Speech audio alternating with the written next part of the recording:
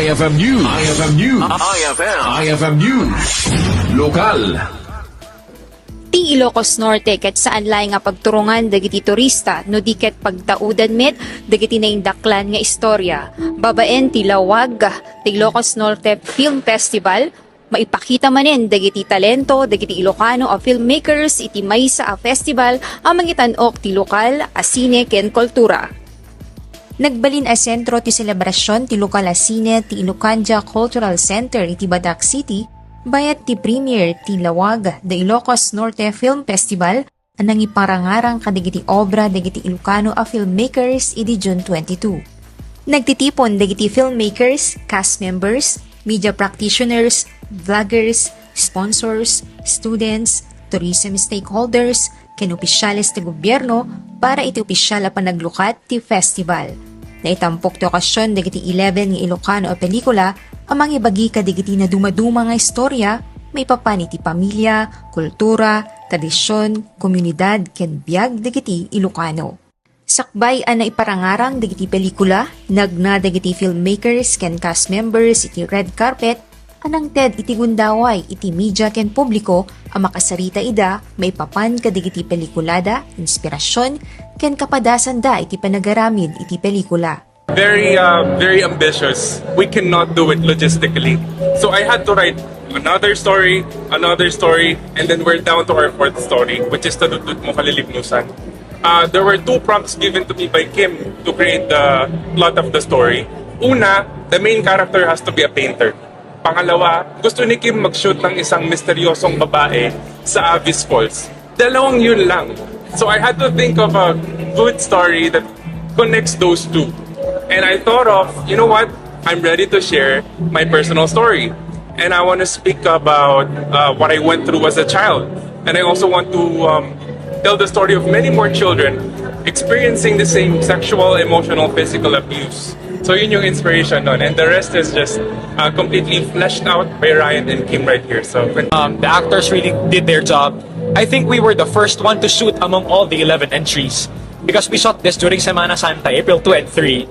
And our main actor, actually the main character of this film, the script was only given to him 2 days prior to the actual shoot.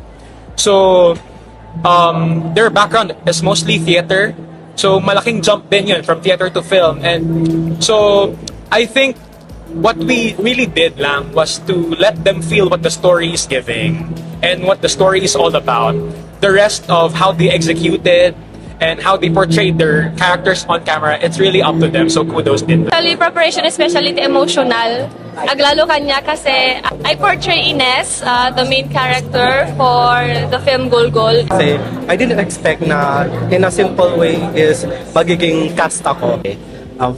Makita tayo mo kati gaod kiti kas lang kasyay ag padel and tibangka ko ma for parang kinyak it means a lot nga you work hard talaga na agubra kas lang. Ini-invite ko kayo na manood ng Ilocos Norte Film Festival ng nangruna Tadutut Mo't Kalilibnusan, lalo na ket ado dagiti mangmanggigan tayo nga daytoy nga pelikula mismo ket talaga nga napigsa ti impact na kadagiti agbuybuy.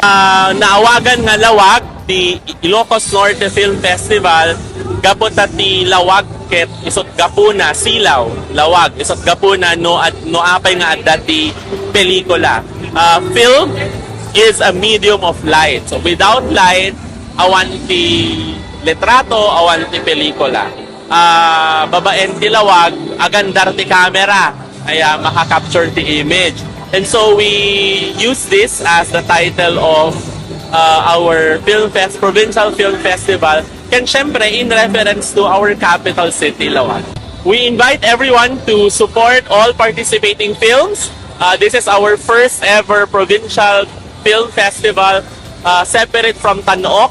And we rely on the support of our province mates. We are going to screen our films at Robinson's Movie World, and they're going to be streamed online via the FDCP platform called OneFlix.